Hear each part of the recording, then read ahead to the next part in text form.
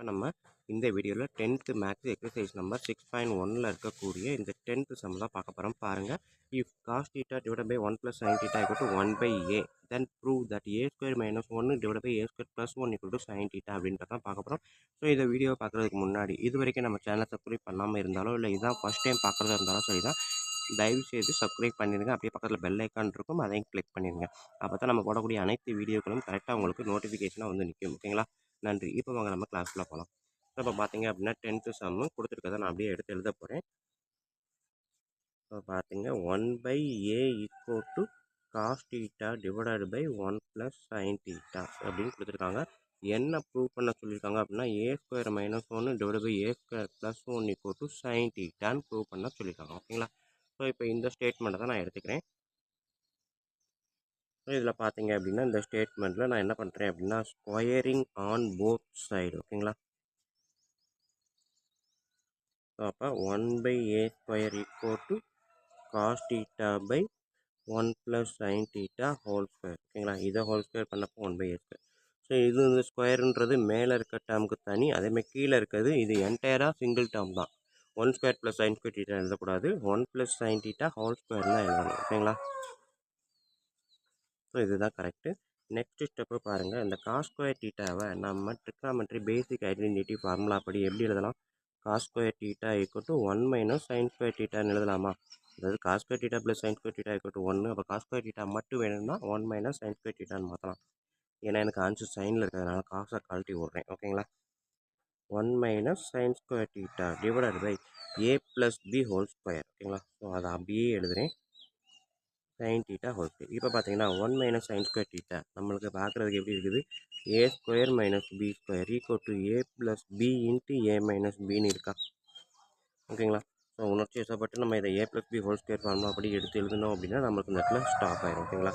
So அதனால் இப்போ a + b அப்படின்றப்ப 1 + sin theta into 1 - sin theta. ஓகேங்களா? a + b ஹோல் ஸ்கொயர் ஃபார்முலாவை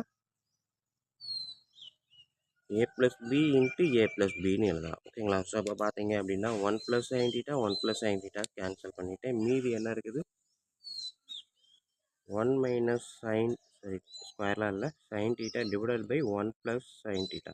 இங்கே என்ன இருக்குது? 1 by A square. Next step நான் என்ன பண்ணுறேன் அப்படின்னா கிராஸ் மல்டிப்ளிகேஷன், இது எந்த சைடு இது எந்த சைடு கொண்டு போகிறேன். ஸோ அப்போ 1 + sin theta into 1 equal to a square into 1 - sin theta. ஓகேங்களா?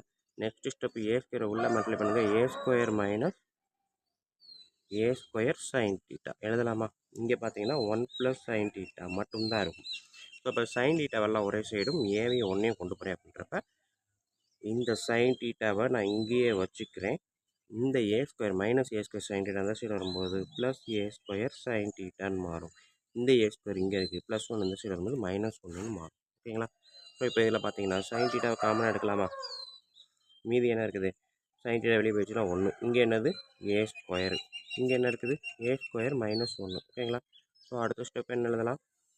Sign theta equal to a square -1 divided by 1 + a square. இது வந்து அப்படியே டினாமினேட்டர் ஆகிடும். ஸோ இது வந்து எதுக்கு ஈக்குவல்? 1 + ஏ ஸ்கொயர்னாலும் ஏ ஸ்கொயர் +1னாலும் ஒன்று தான். அப்போ sine theta equal to a square -1 divided by A square +1. ஓகேங்களா? ஸோ அவன் கேட்டிருக்கிறது இதுதான், நம்ம ப்ரூவ் பண்ணியாச்சு. ஓகேங்களா ஸ்டூடெண்ட்? ஸோ இவ்வளோ தான் இந்த வீடியோ. ஸோ அந்த சம்முமே இவ்வளோ தான். நம்ம கடற்கடன்னு செஞ்சுக்கிட்டே இருக்கலாம், ரொம்ப யோசிக்கணுன்ற அவசியமே இல்லை. ரெண்டே 2 இடத்துல மைண்டில் வச்சுக்கணும். a + b ஹோல் ஸ்கொயர்னா டக்குன்னு a + b whole square formula apply பண்ணிடக்கூடாது. எதுக்காக அப்படின்னா இங்கே பார்த்தீங்கன்னா இது a - bன்னு வரும், a + bன்னு வரும். அப்போ இதை a + b ரெண்டாக பிரிச்சோன்னா கேன்சல் பண்ணலாம் அப்படின்ற மாதிரி யோசிக்கணும். இந்த ஒரு இடத்துல மட்டும் யோசிச்சிங்கன்னா போதும், ஆட்டோமேட்டிக்காக எல்லா இடமும் கடகடன்னு வந்துடும். ஓகேங்களா ஸ்டூடெண்ட்? அதோட பார்த்துக்கோங்க.